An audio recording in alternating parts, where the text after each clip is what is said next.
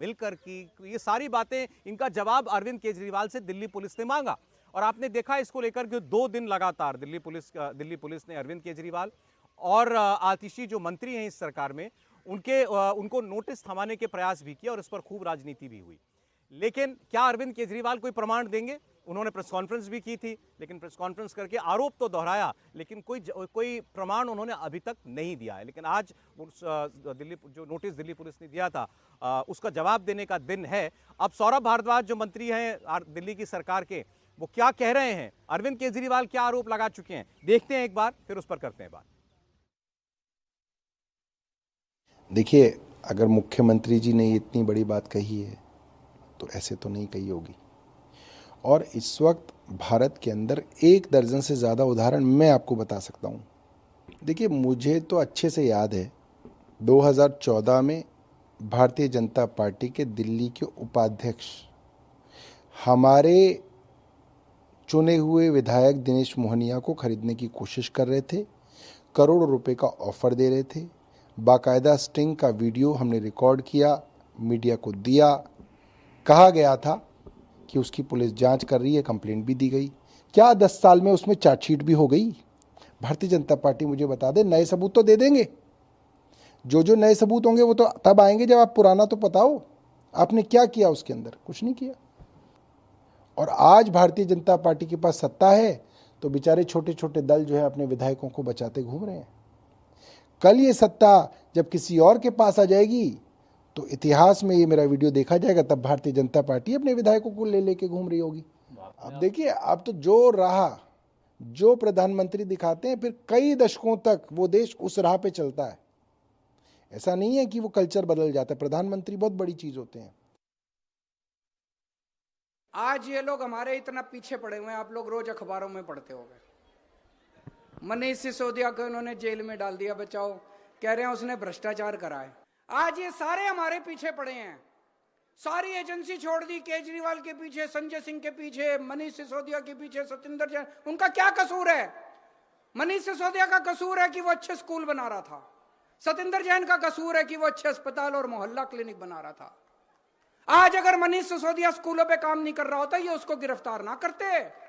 आज अगर सतिंदर जैन ने मोहल्ला क्लिनिक और दवाइयों का इंतजाम नहीं किया होता, वो उसको गिरफ्तार नहीं करते। इन्होंने सारे षड्यंत्र रच लिए, लेकिन हमको झुका नहीं पाए। हमने कहा काम तो चलेगा, काम तो करते रहेंगे हम लोग। तुम अगर ये सोचो कि हम स्कूल बनाना बंद कर देंगे, स्कूल तो बनेंगे, चाहे केजरीवाल को भी जेल में डाल दो। तुम जो सोचो कि अस्पताल बनाना बंद कर देंगे, मोहल्ला क्लिनिक बनाना बंद कर देंगे, स्कूल तो, अस्पताल तो बनेंगे, मोहल्ला क्लिनिक तो बनेगा, जनता का इलाज तो होगा, चाहे केजरीवाल को भी जेल में डाल दो। ये कहते हैं बीजेपी में आ जाओ, हम छोड़ देंगे। मैंने कहा बिल्कुल नहीं आऊंगा बीजेपी में, कतई नहीं आऊंगा बीजेपी में।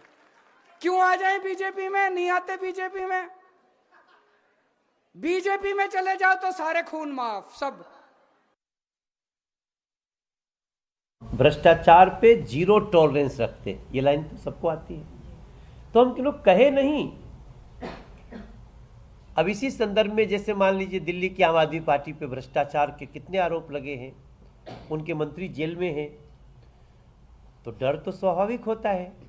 अब अगर सत्येंद्र जैन और मनीष सिसोदिया जेल में हैं तो एक बार आतिशी जी को और सौरभ भारद्वाज को तो सोचना ही पड़ेगा कि उसी रास्ते पे जाना है या बदलना है। डर होता है, लेकिन ऐसा मत समझिए कि दूसरे लोगों पर ही अंकुश है। अगर मनोज तिवारी ने भी एक जैसी गलती कर दी तो हमें भी उस जांच का सामना करना पड़ेगा और हमें भी अपने को बेगुनाह साबित करना पड़ेगा। देखिए, आप जो बात लेकिन सौरभ भारद्वाज ने कही, आपने उनका आज का जो बयान देखा, वो थोड़ी और गंभीर बात कह रहे हैं जिस पर हम लोगों को बात करनी चाहिए। हर्षवर्धन जी, उनका कहना यह है कि आज तुम सत्ता में हो, कल हम होंगे। आज हमारे विधायकों के पीछे पड़े हो, कल तुम अपने विधायकों को बचाते फिर रहे होगे। आज मोदी जो है प्रधानमंत्री के तौर पर यही राह हमको दिखा रहे हैं। नहीं, मुझे लगता है कि इसकी चर्चा कोई पहली बार नहीं हो रही सौरभ। और इंदिरा गांधी के समय में या दूसरी जो भी सरकारें रहीं, जब जहां जो मजबूत है ये होता ही रहा। हरियाणा में तो बाकायदा आया राम गया राम की पॉलिटिक्स कही गई, उसके आधार पर ये जुमला बन गया। नीतीश कुमार को लेकर लोग आरोप लगा रहे हैं कि अब आया नीतीश गया नीतीश लोग कहेंगे। इसका सीधा सा मतलब है कि ये कोई फिनोमिना न तो नया है ना आगे खत्म होने वाला। अब सवाल यहाँ दूसरा है, सवाल ये है कि क्या अरविंद केजरीवाल जी ने जितने लोगों के ऊपर एक के बाद एक आरोप लगाए थे, अरविंद केजरीवाल अरुण जेटली से माफी मांगते हैं, अरविंद केजरीवाल नितिन गडकरी से माफी मांगते हैं, अरविंद केजरीवाल पंजाब में जिसके ऊपर राजनीति लगाते हैं उससे माफी मांगते हैं। सवाल यह है कि इतने झूठे आरोप लगाना और उसको माफी मांगना और उसके बाद ये कहना कि दरअसल हमको भाजपा लेना चाहती, ये तो राजनीति में कोई भी कह सकता है, इसमें कोई न तो इनकार कर सकता है न स्वीकार कर सकता है। लेकिन अगर विधायकों को करोड़ों के ऑफर दिए गए तो क्यों नहीं एफआईआर दर्ज कराई गई और क्यों नहीं उस व्यक्ति के खिलाफ मामला दर्ज कराया गया जो रिश्वत दे रहा है, क्योंकि रिश्वत लेना देना दोनों अपराध है। और मुझे लगता है कि लोकतंत्र के लिए ज्यादा खतरनाक है अगर विधायक इस तरह भेड़ बकरी की तरह बिक रहे हैं, उनकी ये स्थिति हो गई तो ये सचमुच चिंता की बात है। भाई बात तो यही है कि प्रमाण मांगे जा रहे हैं अरविंद केजरीवाल से। अब बीजेपी भी ये कह रही है आप सबूत दीजिए। आपने कहा था कि हमारे 7 और बड़ी एग्जैक्ट बात उन्होंने कही, 7 विधायक 25 करोड़ रुपए ऑफर हुआ। देखिए, अगर ऐसा हुआ है तो अरविंद केजरीवाल क्या छोड़ देते बीजेपी को? अगर उनके पास कोई सबूत होता तो क्या वो इस तरह से जो है वो पुलिस के पास, जो पुलिस आई उनके पास कि आप सबूत बताइए, वो उनसे मिल तक नहीं रहे हैं, उनको कुछ बता नहीं रहे हैं।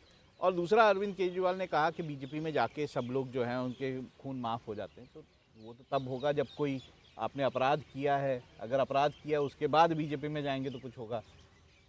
या तो आप ये कहना चाहते हैं कि अपराध हुआ है लेकिन बीजेपी में नहीं जा रहे हैं इसलिए जो है वो जो है हमारी प्रॉब्लम्स बढ़ रही हैं। तो देखिए, ये सारा राजनीति में वो जो मर्जी कहें, लेकिन ये साफ है कि अगर उनका ये कहना है कि एजेंसियों का गलत इस्तेमाल किया जा रहा है, कांग्रेस के समय में देखिए ये आरोप पहले तो यही बात कांग्रेस क्लियर ने- कर लें, आपको लगता है केजरीवाल कोई सबूत देंगे जो मुझे नहीं लगता कुछ भी देंगे। केजरीवाल के पास कोई सबूत होता तो अब तक वो चुप नहीं बैठे होते। अच्छा। वो सब सबूत जो है वो पब्लिकली दिखा रहे होते और बीजेपी को एम्बेरस करने की कोशिश कर रहे होते। तो ये मानना कि उनके पास कोई सबूत है, ये बड़ा मुश्किल है। दूसरी बात ये है कि एजेंसियों का इस्तेमाल के आरोप तो जब कांग्रेस थी तब भी लगते थे, कांग्रेस के सरकारों के ऊपर नहीं लगते थे कि सीबीआई का ऐसा इस्तेमाल कर रहे हैं, ये वो आरोप लगाए जाते थे।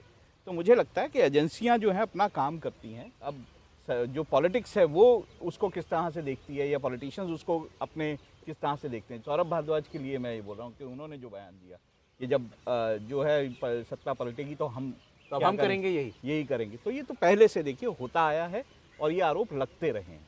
अब कितना सही है कितना गलत, एजेंसियां कोई अपने आप को डिफेंड करने नहीं जा रही होती कि हम जो है आप आरोप लगा रहे हैं, हर आरोप पर वो डिफेंड करने लगेंगी तो शायद इसी में फंस जाएं। समीर जी, देखिए, अरविंद केजरीवाल ने जब पार्षदों को लेकर भी ये कहा था, जब मेयर का चुनाव हो रहा था दिल्ली के अंदर, तब अरविंद केजरीवाल का भी ये बयान आया था कि हमारे पार्षदों को पैसा देके खरीदने की भारतीय जनता पार्टी कोशिश कर रही है। अब 27 जनवरी को उन्होंने कहा कि 7 विधायकों को 25 करोड़ रुपए देके भारतीय जनता पार्टी खरीदने की कोशिश कर रही है और 20 और विधायकों से उनकी बातचीत चल रही है। हमारे पास ऑडियो है इसके। मुझे ऐसा लगता है कि अब जब आपने सीधा भारतीय जनता पार्टी पर आरोप लगाया और जब भारतीय जनता पार्टी ने शिकायत दर्ज कराई है, पुलिस आपके पास नोटिस देकर आई है कि भाई आप सबूत दीजिए कि आपके कौन विधायक को खरीदना चाहता था। हम हॉर्स ट्रेडिंग को दिल्ली के अंदर रोकना चाहते हैं, हम पता करना चाहते हैं कि किसके पास इतना पैसा है जो दिल्ली की सरकार को अस्थिर करना चाहता है। तो पुलिस तो आपकी मदद कर रही है, आप बता दीजिए पुलिस को कि भैया ये फ़ोन आए थे, इसके सबूत ही है, पुलिस जांच करेगी, उस पर कार्रवाई करेगी। आप पुलिस को सबूत देना नहीं चाहते, आप पत्रकार वार्ता करके सबूत दे दीजिए, आप कोर्ट में जाके सबूत दे दीजिए। मुझे लग रहा है केजरीवाल की राजनीति का एक अभिन्न हिस्सा बन गया है, आरोप लगाओ और भाग जाओ। मुझे ऐसा लगता है अब जनता भी इस बात को समझ रही है, लेकिन अब केजरीवाल फंस गए। अब पुलिस ने नोटिस दे दिया है, आतिशी को भी दे दिया है, आज जवाब देना था, आज जवाब नहीं देंगे तो कल फिर क्राइम ब्रांच की टीम आएगी, फिर उनको नोटिस देगी, कोर्ट जाएगी। अब इस मामले में केजरीवाल को तय करना पड़ेगा, या तो सबूत देना पड़ेंगे या लिखित में माफी मांगनी पड़ेगी। देखिए अभी तक होता था केजरीवाल आरोप लगाते थे, बीजेपी उन पर पलटवार करती थी, उन पर दूसरा आरोप लगाती थी। अब इस बार बीच में आ गई है दिल्ली पुलिस। दिल्ली पुलिस ने मांग लिया कानून, आप हमको बताइए, हमसे शिकायत करके बताइए और हमें ही प्रमाण दीजिए। ये इसमें नया हुआ देवेंद्र।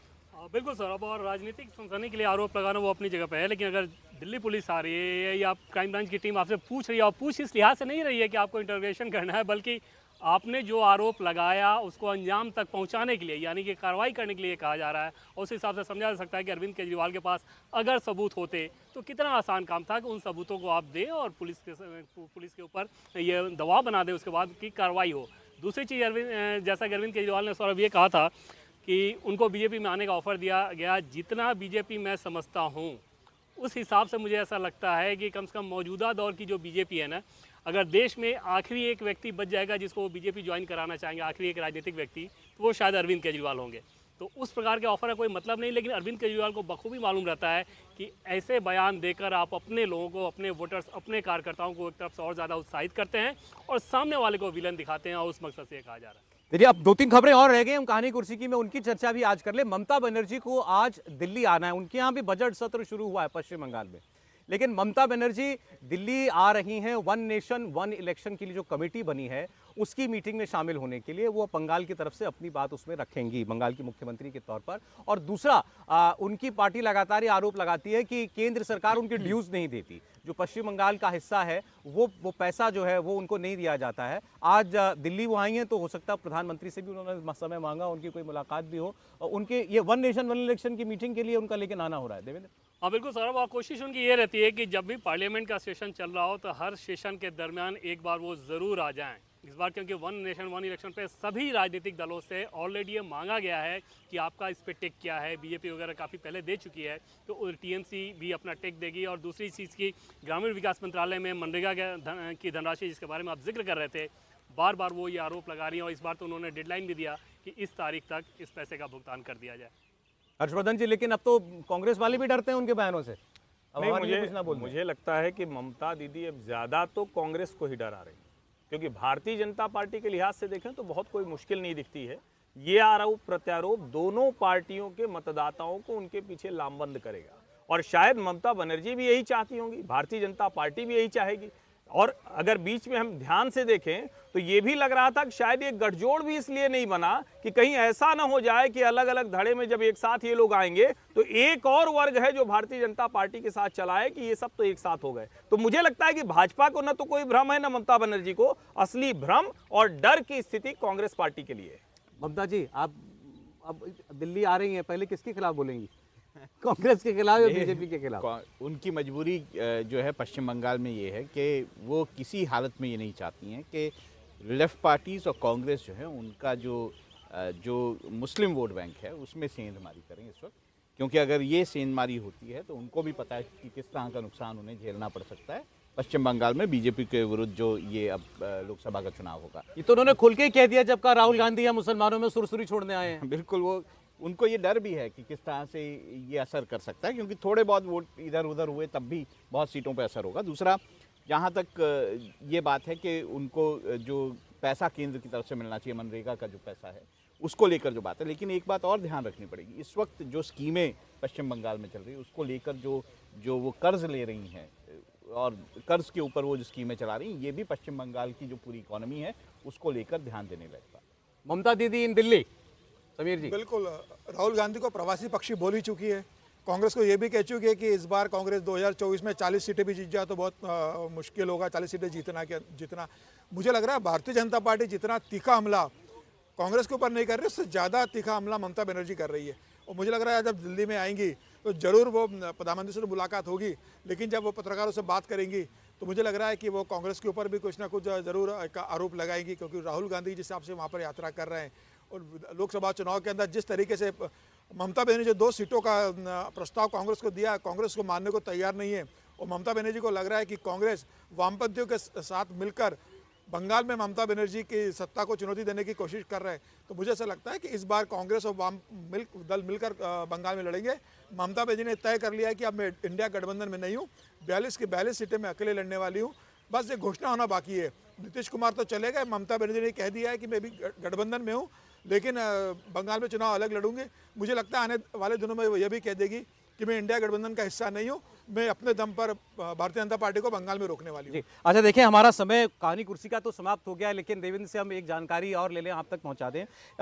ये पेपर लीक को लेकर के सरकार कानून लाने जा रही है, ये एक बड़ी खबर है, क्योंकि देश में शायद ही कोई राज्य हो जो जहां पर इस किस्म की पेपर लीक की वारदातें नहीं होती हैं। युवाओं के भविष्य के लिए बहुत जरूरी होगा ये कानून। क्या पता चला इस बारे में? निश्चित तौर पे, और उस बिल को सौरभ आज इंट्रोड्यूस भी कर दिया गया है लोकसभा में, और इसी सेशन में उसको पास भी करा दिया जाएगा। और इस बिल के प्रावधानों को अगर आप देखें तो जिस प्रकार से सज़ा मुकर्रर की गई है, सज़ा का जो प्रावधान है, अधिकतम सज़ा का या अधिकतम धनराशि का जो प्रावधान है, उसमें अलग अलग कैटेगरी भी बांटी गई है कि किस प्रकार का अपराध होगा। उसमें दो चीज़ें हैं, एक तो पेपर लीक, जिसमें कई सारे स्टेट केसेस में आपने देखे होंगे कि जिस प्रकार से लीकेज की घटनाएं हो रही हैं, कई सारे राज्यों से जो लीक हुआ, ये तो केंद्रीय कानून है, केंद्रीय नौकरियों के लिए ये होगा। लेकिन कई अलग अलग राज्यों से केंद्रीय नौकरियों के संबंध में जो परीक्षाएं हो रही थी, उनके पेपर लीक होने के बाद केंद्र सरकार बहुत ज़्यादा सजग हुई थी। और ये कानून स्वरूप बताया जा रहा है, प्रधानमंत्री नरेंद्र मोदी ने सख्त निर्देश दिया था DOPT minister doctor Jitendra Singh को कि उसके प्रावधान बनाकर इसी सेशन में उसे पास कराया जाना चाहिए। और समझा जा सकता है कि छात्रों के लिहाज से कितनी बड़ी राहत होगी कि जितने बड़े एग्जाम्स होते हैं, UPSC से लेकर CET तक इतने जितने बड़े एग्जाम्स हैं, उन सब के लिए अगर उसमें लीकेज की बात हो या नकल कराने जैसी चीज़ हो कि डमी कैंडिडेट जो बैठ जाते हैं, उन सारी चीज़ों को लेकर बहुत कठोर सज़ा का प्रावधान के तहत ये कानून बनाया गया। और इसमें छात्रों को दोषी नहीं बनाया गया, यानी कि छात्रों को इसमें से किस प्रकार से दोषी बनाया जाए उसके प्रावधान नहीं रखे गए। पिछले 7 साल में 70 मामले हुए हैं, पिछले 7 साल में 70 मामले हुए, 1 करोड़ से ज़्यादा स्टूडेंट इससे अफेक्टेड हैं। देखिए, इस वक्त हेमंत सोरेन की तस्वीरें एक बार आपको जरूर और दिखा दें जाते जाते। हेमंत सोरेन विधानसभा में आज आए थे खासतौर पर विश्वास मत पर वोट डालने के लिए, और अब फिर यहाँ से ED के अधिकारियों के साथ वो रवाना हो रहे हैं वापस। उनको अदालत से मोहलत मिली थी आज विश्वास मत की गतिविधि में शामिल होने के लिए, विधानसभा आने के लिए। उनके जो विधायक हैं उनसे घिरी हुई है उनकी गाड़ी। आज उन्होंने खूब जमकर राजनीतिक आरोप भी लगाए विधानसभा में। तो अब झारखंड विधानसभा से लौट रहे हैं वापस ED के साथ हेमंत सोरेन।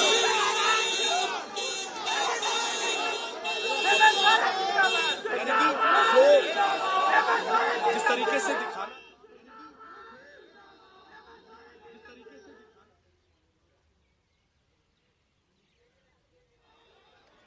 कहानी कुर्सी की में आज इतना ही। मुलाकात होगी आपसे मेहमानों के साथ कल एक बार फिर दोपहर 1 बजे। आज के लिए हर्षवर्धन जी, राहुल जी, समीर जी, बहुत धन्यवाद आपका। देवेंद्र, आप आए हमारे साथ, बहुत शुक्रिया आपका भी। एक छोटा सा ब्रेक ले रहे हैं, लेकिन भड़काऊ मौलाना कैसे आया कानून के फंदे में, मुंबई के थाने के बाहर हाई वोल्टेज ड्रामे की तस्वीरें आपको दिखाएंगे। और ये सब क्या इसलिए क्योंकि चुनाव आ रहे हैं। देखिए पूरी खबर राजधर्म में दोपहर 3 बजे।